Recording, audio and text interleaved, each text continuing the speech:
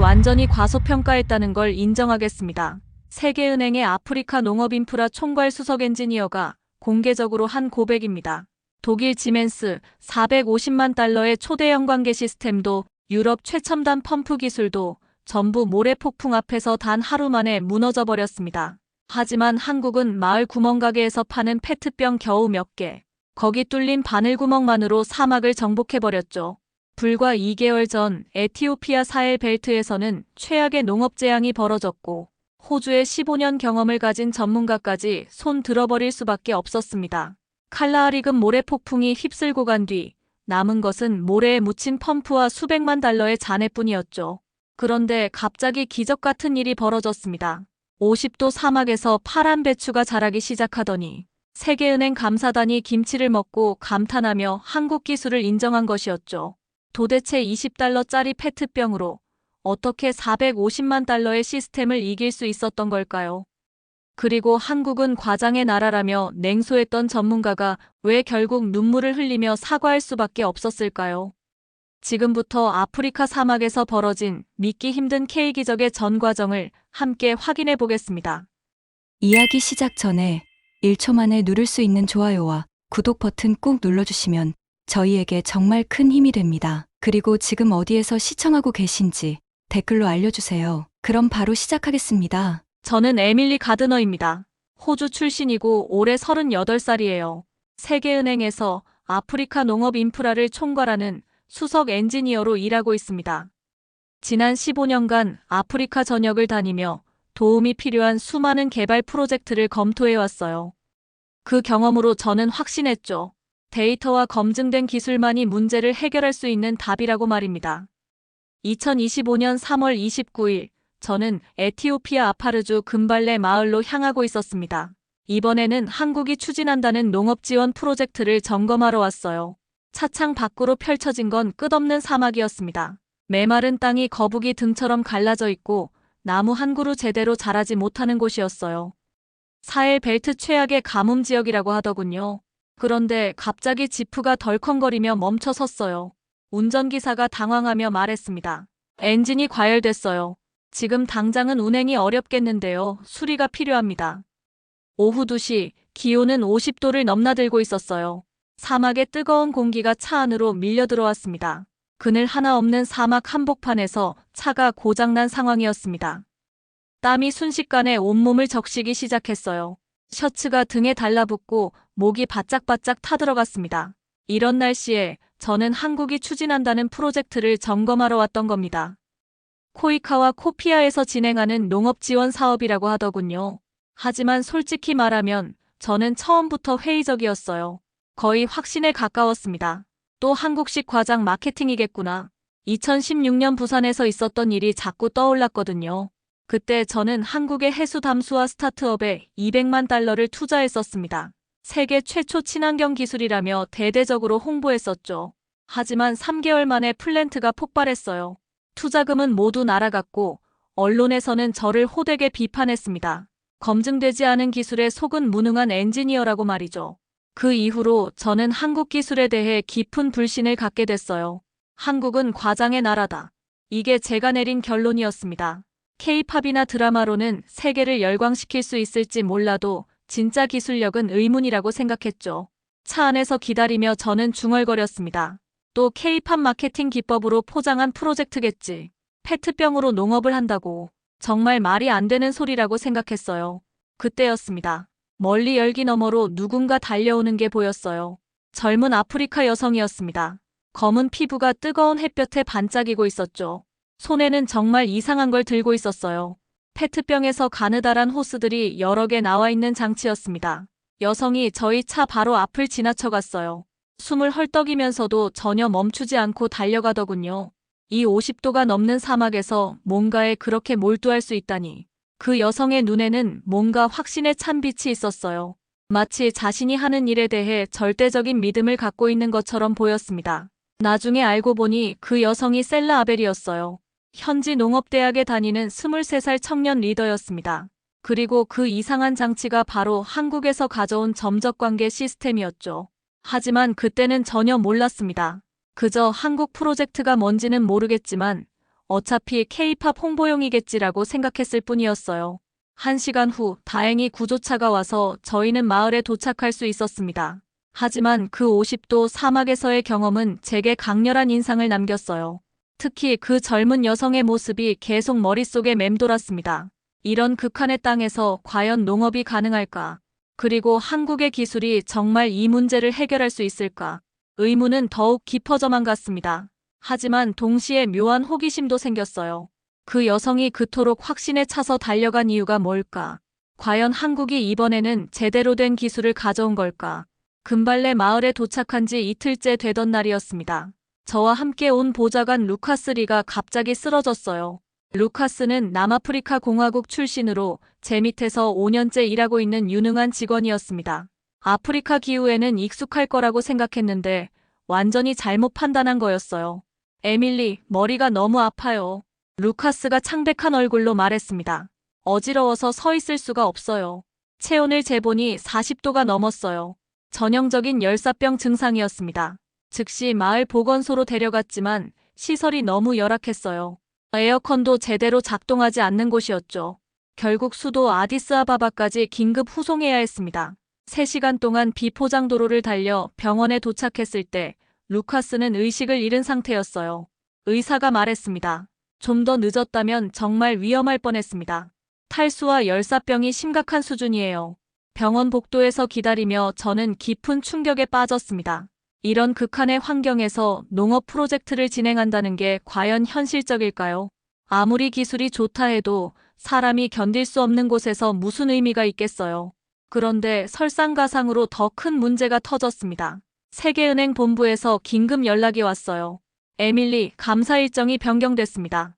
원래 5월 말이었는데 5월 15일로 앞당겨졌어요. 이게 무슨 말인지 아시나요? 세계은행의 프로젝트 감사는 1년에 한 번 있는 중요한 평가입니다. 이 평가 결과에 따라 향후 5년간의 예산 배정이 결정되죠. 그런데 갑자기 2주나 앞당겨진 거예요. 왜 갑자기 일정이 바뀐 건가요? 제가 물었습니다. 유럽개발은행에서 압력을 넣었어요. 아프리카 농업 지원 예산을 재검토하자고 하더군요. 특히 검증되지 않은 신기술에 대한 투자는 신중해야 한다면서요. 이 말을 듣는 순간 머리가 띵했어요. 유럽개발은행이 압력을 넣었다는 건 이미 한국 프로젝트에 대한 부정적 평가가 나돌고 있다는 뜻이었거든요. 만약 이번 감사에서 좋지 않은 결과가 나오면 제 커리어도 끝장날 수 있었습니다. 그 다음날 코이카 담당자들이 찾아왔어요. 프로젝트 시연을 보여주고 싶다고 하더군요. 하지만 저는 단호하게 거절했습니다. 죄송하지만 시연은 필요 없습니다. 페트병으로 하는 농업이라니 시간 낭비예요. 코이카 담당자가 당황하며 말했어요. 하지만 실제로 성과가 나오고 있어요. 한 번만 보시면. 아니에요. 저는 더욱 단호하게 말했습니다. 제가 15년간 이 분야에서 일해왔어요. 페트병 몇 개로 사막 농업이 된다면 이미 다른 나라에서 했겠죠. 사실 이 시점에서 저는 완전히 마음을 닫아버린 상태였어요. 루카스의 열사병으로 이곳의 위험성을 뼈저리게 느꼈고 세계은행 감사까지 앞당겨진 상황에서 검증되지 않은 기술에 시간을 쓸 여유가 없었거든요. 그날 밤 병원에서 의식을 되찾은 루카스가 말했습니다. 에밀리, 미안해요. 제가 이런 실수를 해서. 괜찮아요, 루카스. 저는 그의 손을 잡으며 말했어요. 중요한 건 당신이 무사하다는 거예요. 하지만 속으로는 확신이 더욱 굳어지고 있었습니다. 이런 극한 환경에서 농업 프로젝트는 불가능하다. 특히 한국처럼 검증되지 않은 기술로는 더더욱 말이죠. 2016년 부산에서의 악몽이 다시 반복될 뿐이라고 생각했어요. 루카스를 돌보면서 저는 마음속으로 다짐했습니다. 이번에는 속지 않겠다. 감정에 휘둘리지 말고 데이터와 현실만 보자. 하지만 그때 저는 몰랐어요.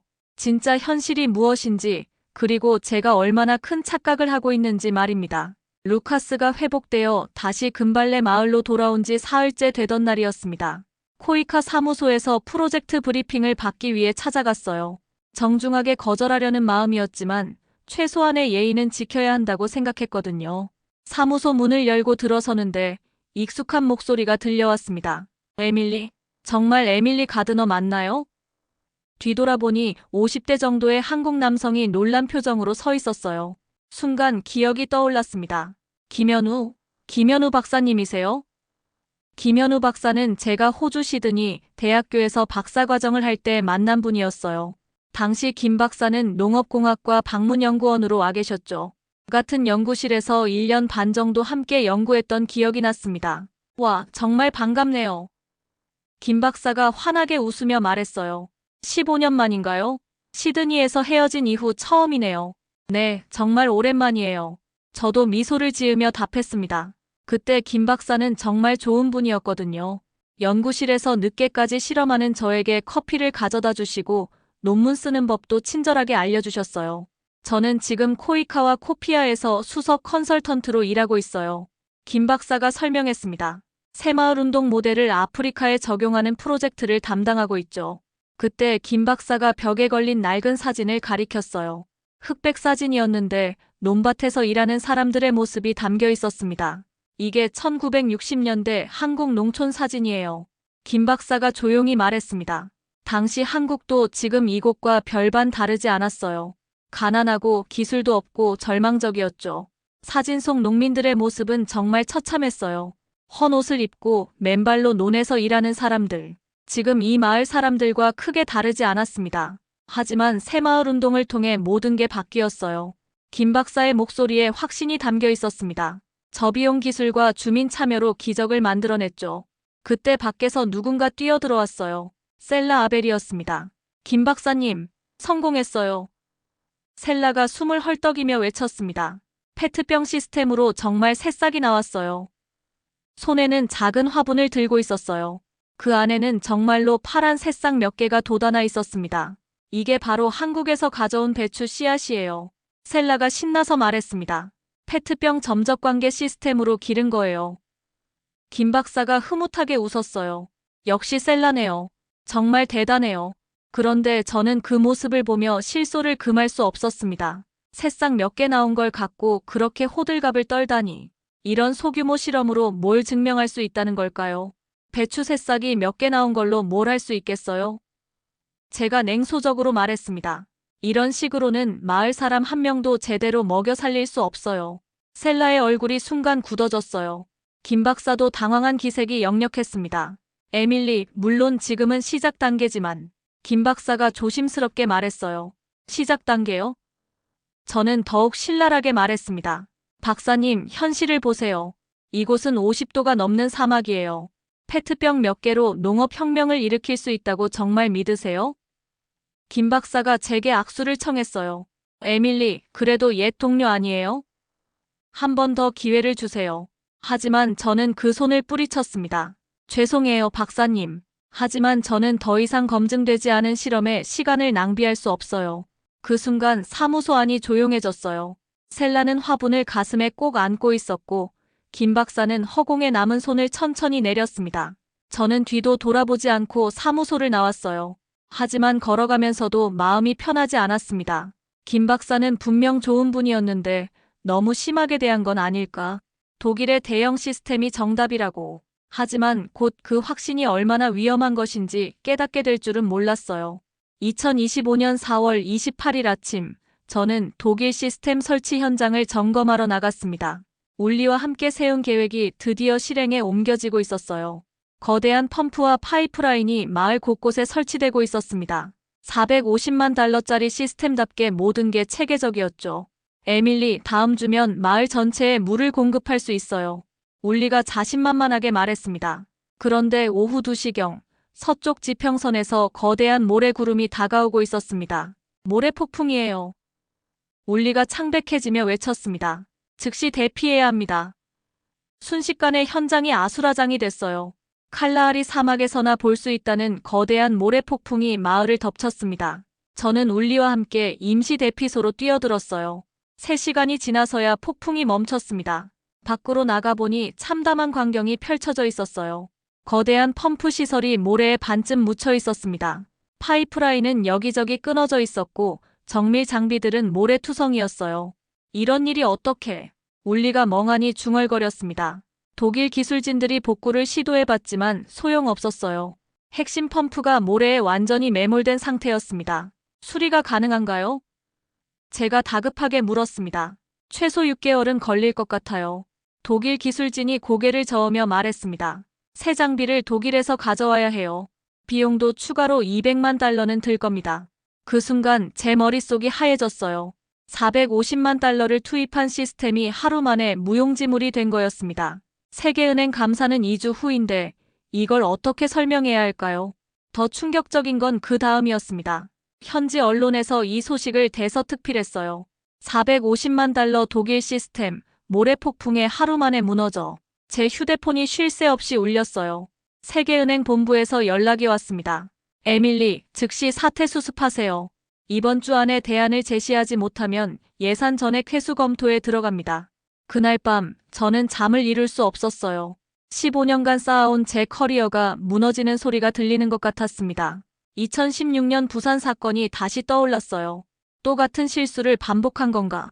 다음 날 아침 저는 절망적인 마음으로 마을을 걸었습니다. 모래에 묻힌 독일 시설들이 제 실패를 조롱하는 것 같았어요. 그때 멀리서 누군가 무언가를 하고 있는 게 보였습니다. 김현우 박사였어요. 모래 폭풍으로 흩어진 고철 파이프들을 하나하나 주워 모으고 있었습니다. 저는 다가가서 물었습니다. 박사님, 뭘 하고 계신 거예요? 김 박사가 잠깐 손을 멈추고 저를 바라봤어요. 하지만 아무 말도 하지 않았습니다. 이런 걸 줍어서 뭘 하려고요? 김 박사가 조용히 말했습니다. 버려진 것들도 쓸모가 있을 수 있어요. 돈만으로는 모래를 이길 수 없어요. 하지만 포기하지 않는 마음은 모래보다 강하죠. 저는 그 말을 듣고 있을 수 없었습니다. 지금 이 상황에서 그런 정신론이 무슨 소용이 있겠어요. 450만 달러가 하루 만에 날아간 현실 앞에서 말이죠. 박사님, 현실을 보세요. 제가 쓴웃음을 지으며 말했습니다. 모든 게 끝났어요. 김 박사가 고개를 들어 저를 바라봤어요. 그의 눈에는 여전히 뭔가 꺼지지 않는 빛이 있었습니다. 정말 모든 게 끝났을까요? 김 박사가 조용히 물었습니다. 저는 대답할 수 없었어요. 그저 등을 돌리고 걸어갔을 뿐입니다. 하지만 김 박사의 그 마지막 질문이 계속 귓가에 맴돌았어요. 정말 모든 게 끝난 걸까요? 아직 시도해보지 않은 게 하나 남아있는 건 아닐까요? 하지만 저는 그 생각을 지워버리려 했습니다. 이미 2번이나 실패한 마당에 또다시 희망을 품을 수는 없었거든요. 5월 5일 아침, 저는 마지막 보고서를 작성하고 있었습니다. 세계은행 감사단이 일주일 후에 도착할 예정이었어요. 실패한 독일 프로젝트를 어떻게 설명해야 할지 막막했습니다. 그때 밖에서 소란스러운 소리가 들려왔습니다. 창문을 열어보니 마을 사람들이 무언가를 들고 웅성거리고 있었어요. 에밀리. 셀라가 저를 보더니 달려왔어요. 손에는 바구니를 들고 있었습니다. 바구니 안에는 싱싱한 배추가 가득 담겨 있었어요. 이게 뭐예요? 페트병 시스템으로 기른 배추예요. 셀라가 환하게 웃으며 말했습니다. 4월 30일부터 비밀 텃밭에서 키웠어요. 김현우 박사가 다가왔어요. 에밀리, 함께 보러 가시겠어요? 저는 어리둥절한 마음으로 따라갔습니다. 마을 뒤편에 작은 텃밭이 있었어요. 20여 개의 페트병이 줄지어 놓여 있었고 각각에서 가느다란 호스가 나와 배추밭으로 연결되어 있었어요. 배추들이 파랗게 잘 자라고 있었습니다. 모래 폭풍 후에 고철 파이프들을 주워서 간이 급수 시설을 만들었어요. 김 박사가 설명했습니다. 하루에 물 2리터면 20평 텃밭을 충분히 관리할 수 있어요. 저는 말문이 막혔습니다. 450만 달러짜리 독일 시스템은 하루 만에 무너졌는데 페트병과 고철로 만든 시설은 모래 폭풍을 견뎌낸 거였어요. 비용은 얼마나 들었나요? 가구당 15달러 정도요. 셀라가 대답했습니다. 마을 전체가 참여했어요. 그때 압둘 족장이 김치를 들고 다가왔어요. 한국의 김치라고 하더군요. 한번 드셔보시겠어요? 저는 조심스럽게 김치를 받아들었습니다. 한 입 베어 물었는데 아삭한 식감과 알싸한 맛이 입안에 퍼졌어요. 정말 맛있었습니다. 정말 우리가 기른 배추인가요? 네, 이 사막에서 자란 배추예요. 김 박사가 고개를 끄덕였습니다. 그 순간 무언가가 제 가슴을 쳤습니다. 지난 몇 주간 제가 얼마나 오만했는지 깨달았어요. 450만 달러와 20달러를 단순히 액수로만 비교했었구나. 김 박사님, 제가 떨리는 목소리로 말했습니다. 제가 정말 죄송해요.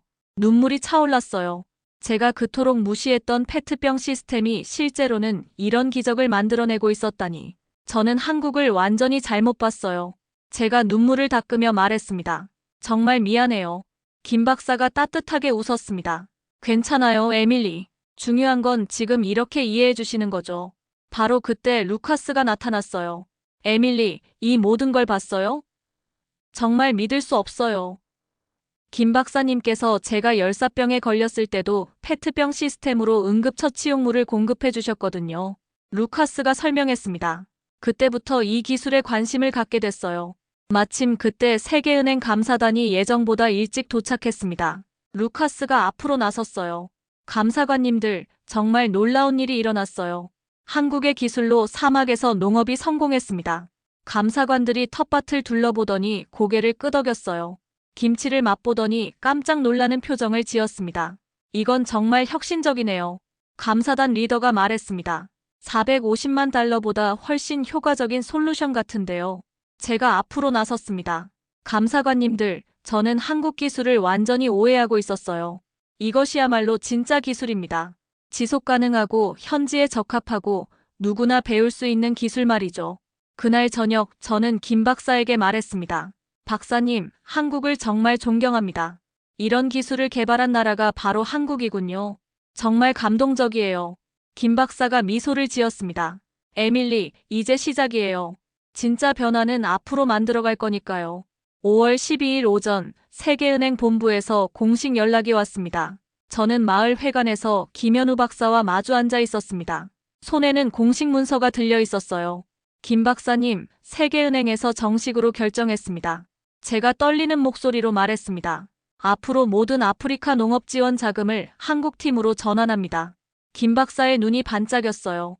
에밀리, 이건 시작에 불과해요. 그때 압둘 족장과 마을 사람들이 모여들기 시작했어요. 셀라도 환한 얼굴로 달려왔어요. 정말인가요? 셀라가 신나서 물었습니다. 앞으로 5년간 매년 200만 달러씩 지원하기로 했어요. 제가 고개를 끄덕였어요. 마을 사람들이 박수를 치기 시작했습니다. 하지만 김 박사는 손을 들어 조용히 하라는 신호를 보냈어요. 잠깐만요, 여러분. 김 박사가 일어서며 말했습니다. 이 돈이 중요한 게 아니에요. 진짜 중요한 건 우리가 무엇을 배웠느냐 하는 거죠. 1970년 한국에 새마을 운동이라는 게 있었어요. 김 박사가 마을 사람들을 둘러보며 말했습니다.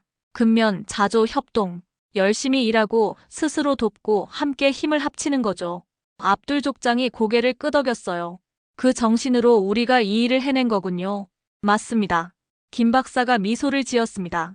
돈이 아니라 정신이 기적을 만든 거예요. 그때 한 마을 청년이 일어섰어요.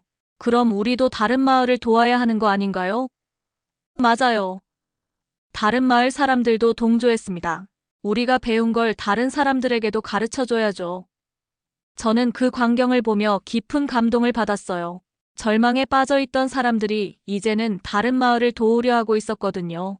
바로 그때 에티오피아 정부 관리들이 마을에 나타났습니다. 농업부 차관 테오드로스가 앞으로 나왔어요. 이곳에서 일어난 기적을 직접 보러 왔습니다. 셀라가 페트병 시스템을 자세히 설명했어요. 차관이 깜짝 놀라는 표정을 지었습니다. 놀랍군요. 정부에서 이곳을 스마트 배추밸리로 지정하겠습니다. 마을 사람들이 환호했어요. 하지만 더 놀라운 건 그 다음이었습니다. 김 박사가 테오드로스 차관에게 말했어요. 차관님, 저희가 배우고 싶은 게 있어요. 에티오피아의 전통 농법 말입니다. 네. 차관이 당황했습니다. 저희가 배워야 하는 건 한국 기술 아닌가요? 기술은 서로 배우는 거예요. 김 박사가 말했습니다. 에티오피아만의 지혜도 분명히 있을 거거든요. 그 순간 저는 깨달았어요. 이게 바로 진짜 한국의 힘이구나.